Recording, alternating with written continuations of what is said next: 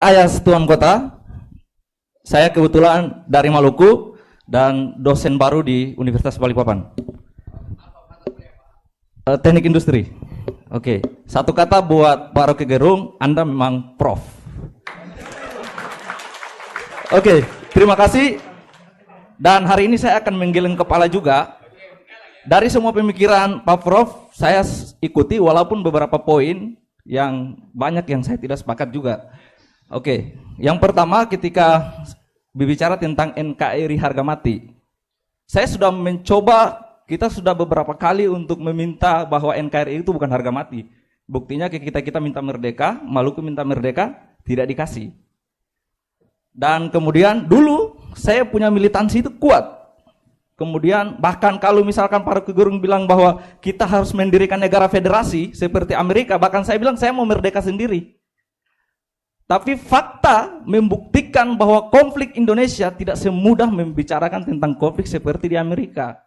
Saya sudah merasa itu, saya korban 99 dan saya harus bergulat dengan politik 99 untuk menyatakan kemerdekaan, menentang pemerintah rezim Soeharto, toh ujung-ujungnya masyarakat menjadi korban. Makanya saya hari ini masih bertahan di NKRI harga mati, walaupun bukan pemerintah buat saya harga mati. Gitu. Itu perspektif saya, dan saya menentang betul bahwa NKRI harga mati dari pemerintah, saya tentang, sepakat. Karena kesejahteraan masyarakat Maluku hari ini tidak pernah sejahtera, tapi bukan berarti saya tidak NKRI. Gitu. Itu yang pertama. Yang kedua, saya tidak sepakat bahwa kita akan mencoba dalam sebuah dialektika. Logik kita mengatakan bahwa kenapa kita tidak mencoba negara kecil seperti negara bagian dan sebagainya. Dan saya rasa mungkin cukup di forum ini untuk kita membicarakan itu. Karena fakta di lapangan kita pasti akan berkonflik. Oke, seandainya semua orang berpikir seperti Pak Prof, maka saya yakin saya orang pertama yang akan minta merdeka. Gitu. Yang berikutnya, hari ini saya melihat Kaltim, pendapatan bagi hasil Kaltim itu hanya 10,74 triliun. Dari total yang saya lihat dari Pak Rektor mengatakan ada sekitar 400 triliun. Artinya hari ini Kaltim mendapat bagi hasil yang sedikit. Nah, kalau saya merasa itu masih untung. Saya APBD-ku dari tahun ke tahun itu cuma 2,4 triliun. Itu yang tertinggi. Dan hari ini kita tidak pernah mengatakan bahwa kita harus minta merdeka dari NKRI. Karena saya tahu mafia sejati di Indonesia ini bukan hanya tentang presiden, bukan tentang menteri. Mafia itu ada di sekecil-kecilnya di tengah-tengah masyarakat kita. Pemerintah daerah itu mafia yang paling terbesar yang saya rasakan. Gitu. Contoh, ketika IKN pindah di sini, saya sudah pernah meneliti, tapi saya tidak berani untuk mengungkapkan tulisan saya tentang itu. Mafia tanah yang ada di Kaltim itu paling besar sekarang. Dan siapa yang punya mafia tanah itu kita lihat ada yang pernah menjadi tersangka. Saya harus jujur di sini tentang mafia tanah. Kita tidak semerta-merta bukan berarti saya pro dengan Jokowi, tidak. Tetapi ketika Pak Rocky menghadirkan pembandingnya Jokowi, misalkan Anies Baswedan, saya tidak sepakat. Ketika oke, saya tolak Jokowi, tapi bukan berarti Anies. Artinya, kalau saya mengkritik Pak Rocky itu adalah ketika menghadirkan lawan politik yang tidak sebanding menurut saya, menurut perspektif saya. Mungkin nanti bisa dikritisi. Yang berikutnya adalah, ya Kak, boleh? Ya terakhir ya. Boleh. Boleh. Boleh, saya ini karena tadi menyinggung tentang perempuan, saya mengingat perkataan Om Rocky, ini sapaan akrab, boleh ya siapa enggak Om? Pak Prof pernah mengatakan bahwa perempuan itu dia indah sebagai fiksi dan dia buas sebagai sesuatu yang nyata. Nah, itu yang saya kritisi ketika Pak Prof membandingkan antara posisi perempuan yang harus secara patriarki yang Pak Rocky kritisi. Dan saya mau mengatakan bahwa perempuan itu dia indah, bukan hanya seperti fiktif, tapi di depan mataku dia begitu indah. Gitu. Jadi bukan hanya fiktif saja bahwa dia indah, tapi kenyataannya dia indah. Begitu. Terima kasih. Wassalamualaikum warahmatullahi wabarakatuh. Saya kira langsung dijawab langsung ya oleh Bung Rocky. Saya tangkap ini persoalannya adalah soal kesejahteraan yang menurut Mas itu dibajak oleh elit baik di tingkat nasional ataupun lokal ini. Oke. Saya senang banget karena umpan saya berhasil. Semua orang menggeleng hari ini dan saya kasih A+. Tadi saya bicara tentang environmental ethics. Environment itu harus dibaca di dalam sistem bumi itu, bukan lokal. Jadi kalau saya bilang environment, artinya saya paham bahwa kepak sayap kupu-kupu di hutan Amazon bisa menimbulkan badai di California. Badai di California bisa membatalkan panen jagung di Bima. Panen jagung yang batal di Bima bisa memiskinkan orang Ambon. Orang Ambon yang miskin bisa menghasilkan radikalisme baru. Itu yang disebut cara berpikir environmental ethics. Itu intinya tuh. Jadi kalau misalnya kita tanya, ibu kota baru itu indah di mana? Lalu Pak Jokowi buka laptopnya. Lalu oh ya indahnya di laptop Pak Jokowi. Tapi itu bukan environmental perspective. Itu artinya melihat environment. Kalau kita lihat dari udara, tutupan hijau Indonesia itu makin lama makin banyak. Jadi kalau dibilang itu apa namanya tanah merah yang terbengkalai, sekarang tutupannya makin banyak. Tetapi itu dilihat dari udara. Kalau kita periksa, dia jadi hijau karena lapangan golf, karena sawah, karena jagung. Itu bukan yang disebut keanekaragaman hayati. Jadi kalau sekedar memperlihatkan, nanti juga Pak Jokowi bilang secara statistik Anda lihat ini hijau semua. Iya, tapi hijau karena lapangan golf. Itu bukan reboisasi itu. Itu intinya. Saya kasih perbandingan misalnya tuh. Papua itu punya hutan 37 juta hektar. 80% adalah hutan primer. Di dalam hutan primer itu ada kurang lebih 20.000 jenis tanaman. Jenis ya. 600 jenis mamalia. 7.000 jenis ular. 120 jenis serangga dan 400 masyarakat adat di hutan 37 juta itu. Lalu diputuskan oleh kabinet, kita akan bikin food estate di situ. Konsekuensinya babat hutan itu, bikin jalan di tengah hutan itu. AMDAL artinya tanya pada penghuni habitat itu. Cacing, Anda mau nggak dipindahkan dari gemburnya tanah? Masyarakat adat mau nggak digusur dari tanah adatnya? Pohon mau nggak ditebang untuk food estate? Lalu orang berpikir, gila apa? Nanya pada cacing, nanya pada pohon itu. Karena pada waktu itu, kira-kira 8 atau tahun 70-an, nggak ada yang disebut perspektif hukum lingkungan. Tapi satu waktu di Amerika, ada wilayah yang hendak dibabat untuk dijadikan semacam ancol gitu, taman hiburan itu. Dan seorang profesor hukum menghalangi ditebangnya sebatang pohon. Si profesor bilang begini, pohon itu punya hak hukum untuk membela dirinya ke depan pengadilan. Namanya legal standing. Semua orang anggap gila, pohon gak bisa berjalan di depan pengadilan. Datang before the law untuk mempertahankan haknya. Tetapi si profesor bikin perumpamaan. Sebatang pohon dilindungi oleh masyarakat adat yang ada di sekitar pohon itu. Jadi masyarakat adat bisa mempertahankan hak pohon itu. Dari situ timbul istilah legal standing. Paper kecil yang ditulis oleh sang profesor, namanya Christopher Stone, tahun-tahun 70-an, judulnya Should Trees Have Standing? Apakah pohon punya hak untuk mempertahankan diri? Kan dia bukan manusia. Akhirnya pikiran dunia berubah, yaitu pakai perspektif environmental ethics. Hak sungai untuk mengalir bukan dari gunung ke laut, tapi hak sungai untuk mengalir ke atas melalui kapiler pohon. Jadi setiap pohon adalah sungai kecil. Radikal memang cara berpikirnya. Jadi kalau kita tebang pohon di Kalimantan, kita juga menutup aliran air dari akar ke ujung daun. Itu yang disebut cara berpikir environmental. Dan ini memang revolusioner. Karena kita menganggap bahwa habitat itu adalah hak ekonomi dari manusia. Itu pendekatan antropologis itu. Filsafat lingkungan atau ilmu lingkungan mengubah cara berpikir itu. Nah itu yang saya kritik tadi. Betul Pak Rektor katakan tadi bahwa pada akhirnya ada keuntungan, ada manfaat. Memang. Tapi itu manfaat lokal. Yang bertentangan dengan prinsip kepak sayap kupu-kupu yang hilang di Kalimantan bisa menimbulkan badai di Nusa Tenggara Barat.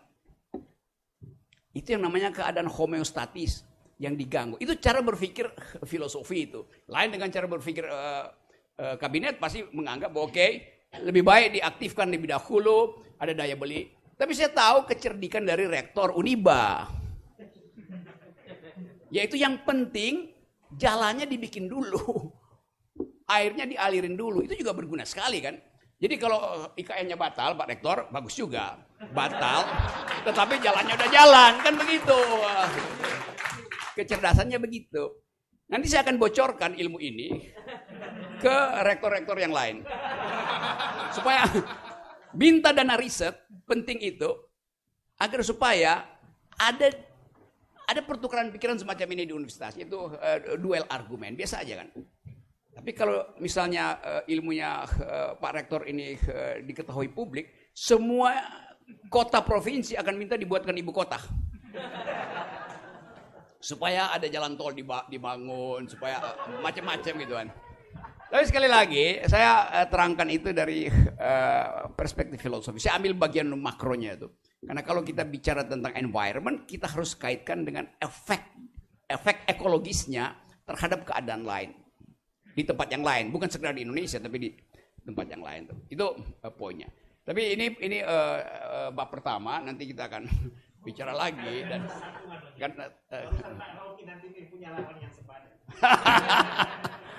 itu pentingnya percakapan di dalam ruang kampus semacam ini. Kalau saya bercakap-cakap di DPR udah pasti dari awal DPR ngapain denger si Rocky itu. Dia ngomongin filosofi itu. Nah, orang yang buta huruf filosofi itu buta huruf semua ilmu. Yes, karena filosofi is the mother of sciences. Itu. Jadi saya ingin pastikan bahwa percakapan ini adalah percakapan akademis. Saya pindah pada soal tadi, soal NKRI harga mati itu.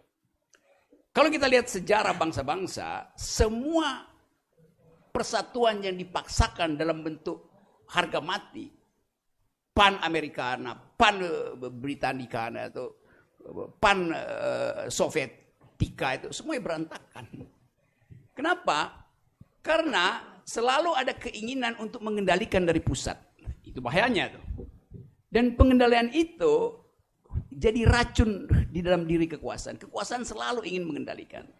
Nah, kehangatan demokrasi menghendaki ada kelegaan untuk memberi kesempatan orang memikirkan hal yang lain. Hari ini saya mau mendirikan negara Islam itu. Besok saya berubah pikiran. Karena saya anggap mendirikan negara Islam dengan hasil statistik bahwa partai Islam cuma 12%, nggak mungkin saya lakukan. Tapi di hati saya ingin. Kenapa? Karena saya hitung keadilan versi Islam lebih bagus dari keadilan versi kapitalis. Jelas. Saya dalilkan itu. Tetapi begitu saya bangun pagi, saya lihat faktanya. Partai Islam itu cuma 12%. Nggak mungkin saya buktikan. Oke, saya pindah. Saya mau jadikan bermimpi bikin negara komunis tuh. Karena komunisme adalah dialektika, hasil dialektika dari kapitalisme itu. Saya ingin lakukan. Tapi saya baca koran pagi-pagi, model terakhir dari negara komunis tinggal bukan Korea Utara. Cina udah kapitalis itu. Jadi bayangan saya tentang komunisme yang diajarkan oleh Marxisme beda dengan yang dihasilkan di Korea Utara yang otoriter. Hilang mimpi saya, tapi pikiran itu tetap ada. Saya ingin Kalimantan Timur merdeka. Karena saya anggap negeri ini punya semua potensi. Oksigen berlebih, semua mineral ada di sini. Otaknya, IQ-nya menyala-nyala. Tapi ketika saya ingin Kaltim merdeka, lalu saya diganggu, nanti Ambon ikut merdeka. Nanti Aceh ikut merdeka. Padahal saya baru mau bikin contoh Kalimantan Timur merdeka. Kalau dia sukses silahkan contoh Ambon itu. Kan begitu jangan berpikirnya. Jangan merdeka dulu, lihat contohnya dulu. Atau saya balik, Ambon duluan, nanti Kalimantan Timur lihat gitu kan. Kan ini cuma ada di dalam pikiran. Ini blueprint ada di situ. Blueprint itu ya tetap blueprint, belum diprint. Jadi ya silahkan menggeleng terus. Tapi saya selalu menganggap bahwa bangsa ini harus dicairkan cara berpikirnya. Yang terlalu beku, harga mati. Apa tuh yang harga mati? Pancasila adalah ideologi negara tuh. Mana ada negara berideologi di dunia ini? Gak ada. Satu-satunya negara terakhir yang berideologi ya fasisme. Di Jerman Nazi itu. Dan Korea Utara tuh. Cuman itu negara berideologi. Kan yang berideologi itu orang yang hidup. Negara itu barang mati. Konstruksi hukum. Ngapain punya ideologi? Ngaco cara berpikirnya kan. Tapi disebutkan, di mana pernah disebutkan bahwa Pancasila itu adalah ideologi negara? Di mana coba? Gak ada. Bahkan Bung Karno bilang bahwa Pancasila itu adalah fondasi filosofi. Filosofi Grondslag. Fondasi filosofi. Filosofi artinya boleh dipertengkarkan melalui kayak tadi. Di mana ada coba? Pak Harto bilang Pancasila itu adalah asas tunggal. Asas, bukan ideologi itu. Jadi ajaib kalau Presiden Jokowi bilang ini ideologi negara. Dan gak ada yang protes. Saya yang membaca draft perdebatan itu tahu bahwa nggak pernah disebut Pancasila itu ideologi itu. Tapi kan orang nggak mau protes itu yang ngomong adalah bapak bangsa tuh. Enggak, dia bukan bapak bangsa. Dia kita pilih untuk diganti. Kalau bapak itu kita pilih untuk tidak diganti. Beda perspektifnya. Itu kecerdasan begitu dong. Kan itu intinya berpikir kan. Jadi sekali lagi tadi Pak Rektor bilang apa pasti ada sesuatu yang baik. Pak Jokowi itu bagus sebagai kepala keluarga. Tapi buruk sebagai kepala negara. Yes. Kecuali Pak Jokowi lakukan sesuatu beyond the call of duty. Melampaui apa yang dibebankan pada dia, baru kita kasih pujian. Kalau Anda mahasiswa misalnya, Pak Rocky, saya dapat A, kasih saya pujian. A itu tertinggi apa terendah? Tertinggi Pak. Ya memang tugas mahasiswa cari nilai tertinggi. Ya ngapain saya puji, mau itu tugas saudara kok. Kan itu kan. Kecuali Anda dapat A plus itu nggak ada. Jadi kalau Anda dapat A, memang itu tugas Anda. Pujian diberikan kalau Anda melampaui tugas Anda. Itu namanya. Kita puji pahlawan karena pahlawan melakukan suatu tindakan beyond the call of duty. Melampaui kewajibannya. Maka kita sebut dia pahlawan. Jadi sekali lagi, semua yang kita ucapkan di sini adalah upaya untuk mendialektisir kemapanan atau bangsa ini kan mengalami substansialisasi itu, membeku itu pikirannya. Takut berpikir alternatif itu. Dikit-dikit makar. Apa makarnya tuh? Orang berpikir aja kok makar itu. Iya kan? Apa namanya? Tempat jin buang anak. Ya imajinasi aja. Orang Betawi itu kalau bercanda begitu. Tapi kemudian ada yang melapor. Pasti bukan masyarakat adat yang melapor. Ada orang Jakarta yang melapor. Baru kedengaran sama masyarakat adat. Baru heboh tuh. Padahal apa poinnya? Besok saya jadi saksi ahli lagi. Buat saya Mulyadi. Ya. Nanti saya bilang Kalimantan Timur bukan tempat jin buang anak. Tapi tempat jin berakal. BA juga, Uniba. Ya, teman-teman, saya mengerti bahwa kita tidak punya, udah lama bangsa ini tidak punya teman berpikir. Sehingga kita hanya mengangguk-angguk. Jadi gelengan Anda hari ini adalah kenikmatan berpikir kita bersama. Jadi kita saya komentar sedikit dulu. Silakan Pak Rektor. Ini memang momen terbaik ketemu. Jadi ini sekedar informasi saja. Jadi saya kasih pencerahan Pak Rocky Gerung sahabat saya ya. Jadi IKN yang sekarang akan dibangun di 2022-2024 itu 900 hektar saja. Jadi sekitar 900 hektar. Yang sebagian besar adalah hutan tanaman industri. Ya, penyangga. Nah, di situ akan dibangun istana dan beberapa itu. Yang penting saya tadi sudah ada bangunan, ya kan? Nah, ini sekedar informasi saja. Hutan tanaman industri akan dirubah, akan diganti dengan berbagai macam tumbuhan. Ya. Kemudian sekarang sudah ada pembibitan dan direncanakan ada 16 juta bibit. Dan itu untuk penghutanan seluruh Kalimantan. Ini sekedar informasi saja. Pak Rocky, talking about environmental ethics, we know that we talk about the world, you know? Okay, so in my opinion, what should be done in the new capital Indonesia is according to the Undang-Undang Nomor 3 Tahun 2022 is for the world. Only that, yeah. So I think about environmental ethics. As the data I will give to you that in 2019 there are about 54% for forestry, and next will be 65%. So if you talk about yeah.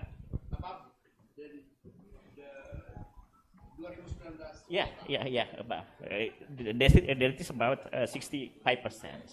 So, in my opinion, jadi ini langsung saja bahwa bicara terkait kerusakan hutan atau environmental ethics di IKN, sebenarnya dengan adanya IKN justru untuk menghutankan kembali, termasuk menagih janji semua bekas-bekas tambang untuk dijadikan hutan.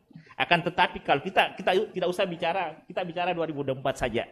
Keuntungan yang bisa diperoleh dari 2004, yang pertama, hutan tanaman industri yang dimiliki konglomerat ya akan diambil alih. Nah, itu satu. Dan sekarang udah mulai. Ya, udah mulai. Terus yang kedua, hutan itu akan dijadikan hutan sesuai dengan komposisi hutan dalam arti sesungguhnya.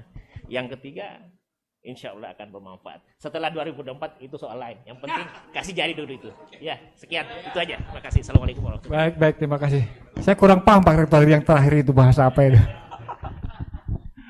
Ya, teman-teman, tadi saya menangkap sedikit apa yang disampaikan oleh Bung Rocky ini kaitan dengan kita harus memitigasi kekacauan di masa depan akibat butterfly effect gitu ya. Yang gini-gini saya kebetulan backgroundnya kehutanan, jadi sedikit paham lah soal itu, lingkungan ya.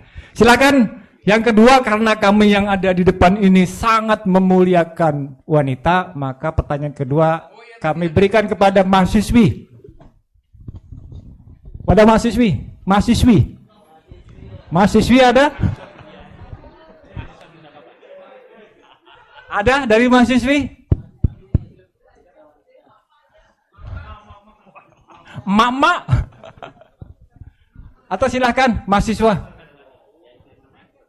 Sisi kiri yang pakai baju hitam.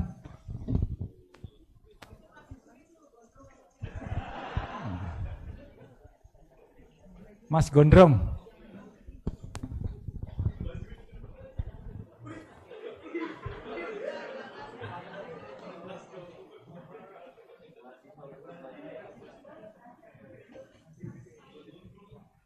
Ya baik, Assalamualaikum warahmatullahi wabarakatuh.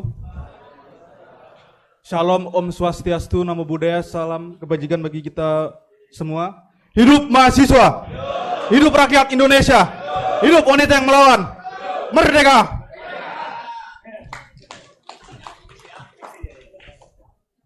Jadi di dalam undang-undang pasal 28H ayat 1 berbunyi setiap orang berhak hidup sejahtera lahir dan batin, bertempat tinggal dan mendapatkan lingkungan hidup yang baik dan sehat serta berhak memperoleh pelayanan kesehatan. Jadi saya di sini mungkin menanggapi apa yang sudah dijelaskan oleh Bung Rocky tadi, berkenaan dengan kita tadi berbicara sekilas tentang ibu kota negara, yang kemudian saat ini tengah berlangsung dan tengah gencar-gencarnya dipromosikan. Kita ketahui bahwasanya promosinya, iklannya itu ada di mana-mana, mulai dari baliho, mulai dari iklan perumahan, sampai di televisi sekalipun kita sudah mendengar dan membaca akan hal itu. Cuman saya sendiri melihat bahwasanya di balik pembangunan yang saat ini terjadi terkait ibu kota, itu sebetulnya Kalimantan Timur ini masih memiliki segudang permasalahan. Mulai dari permasalahan lingkungan, kesejahteraan, kemudian permasalahan pendidikan, itu juga masih ada. Data yang saya dapat, beberapa waktu yang lalu terjadi kelangkaan bahan bakar minyak bersubsidi, yaitu solar, dan juga kelangkaan gas LPG 3 kg. Yang kemudian permasalahan ini tentu sedikit menelisik batin saya. Kenapa kemudian Kalimantan Timur yang memiliki kontribusi 26% sebagai penyumbang bahan bakar minyak Indonesia, di dalamnya terjadi kelangkaan, terutama bahan bakar minyak bersubsidi.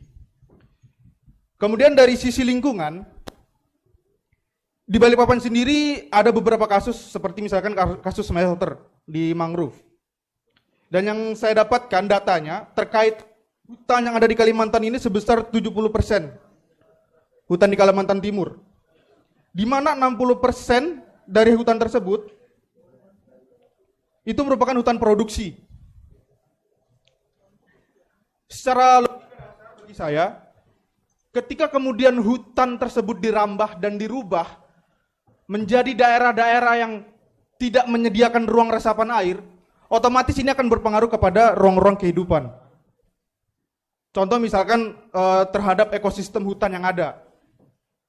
Bagaimana kemudian dengan konsep yang ada, bahwasanya ibu kota ini digadang-gadang akan memiliki konsep Green City, Blue City, atau apapun itu. Apakah ada jaminan bahwasanya kawasan hijau ini tetap ada? Padahal yang kita tahu sebelum ibu kota negara pindah ke sini, itu permasalahan lingkungan seperti tambang dan hutan itu sudah ada. Dan saat ini, itu belum sepenuhnya teratasi. Kemudian dengan ibu kota datang dan ditetapkan di Kalimantan Timur, dan ditetapkannya di daerah yang terbelakang juga, di mana di sana sebagian besar kawasannya masih hutan, walaupun memang sebagian adalah lahan pemerintah. Dengan mobilisasi ratusan hingga jutaan penduduk dari seluruh Indonesia, yang mayoritas dari Jawa, itu memiliki potensi bahwasanya akan bertambah permasalahan-permasalahan yang ada di ibu kota. Yang saya khawatirkan sebenarnya satu aja, Bu. Ketika kemudian ibu kota negara dipindahkan ke Kalimantan Timur, justru permasalahan di ibu kota yang lama itu dibawa ke sini. Bukan hanya hal-hal baiknya saja yang dibawa, tapi hal-hal negatifnya. Yang saya tahu, Jakarta dulu, di tahun 50 dan 40-an, itu sebagian besar wilayahnya masih banyak hutan, masih hijau. Namun sekarang, kita tahu bahwasanya kawasan terbuka hijau di sana, lahan-lahan resapan air di sana berkurang drastis. Dan kekhawatiran itulah yang kemudian akal pikiran saya, bagaimana kemudian Kalimantan Timur yang kita tahu bahwasanya sebagian besar wilayahnya adalah hutan. Kayak kecil Mas di itu nantinya akan hilang. Nah, jadi sebenarnya ada satu pertanyaan yang kemudian ingin saya tanyakan, bagaimana pandangan Bung Rocky sendiri apabila ibu kota itu tidak sesuai dengan ekspektasi yang diawalkan, yang direncanakan di awal? Apakah Bung Rocky kemudian akan menyuarakan ini lebih keras lagi? Atau seperti apa, Bung? Karena yang saya tahu juga dari masyarakat tidak sepenuhnya mendukung di Kalimantan Timur. Mungkin seperti itu, Bung. Terima kasih.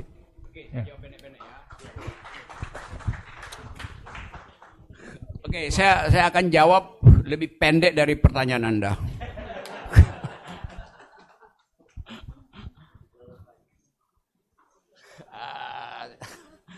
Kamu jurusan apa kuliahnya ya? Oke. Hukum apa? Hukum pidana, perdata. Oke, di dalam ilmu hukum ada prinsip bunyinya begini. Pacta sunt servanda rebus sixtantibus. Pernah tahu prinsip itu? Nggak tahu. A pact must be served. Pacta sunt servanda. Perjanjian itu harus diselenggarakan. Jadi perjanjian harus diselenggarakan. Tapi seringkali orang lupa, di belakang itu ada frasa yang saya sebut dalam bahasa Latin tadi. Rebus sixtantibus. Rebus itu bahasa Inggrisnya thing. Kata sesuatu hal. Misalnya kita bilang res publica.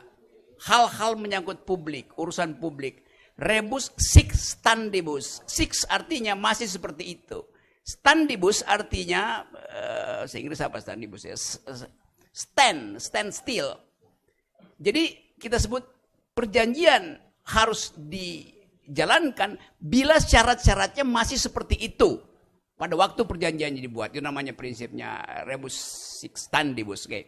Sekarang ada perjanjian untuk membuat ibu kota. Oke, nggak ada soal. Itu perjanjian politik antara antara presiden dengan rakyat yang dia janjikan.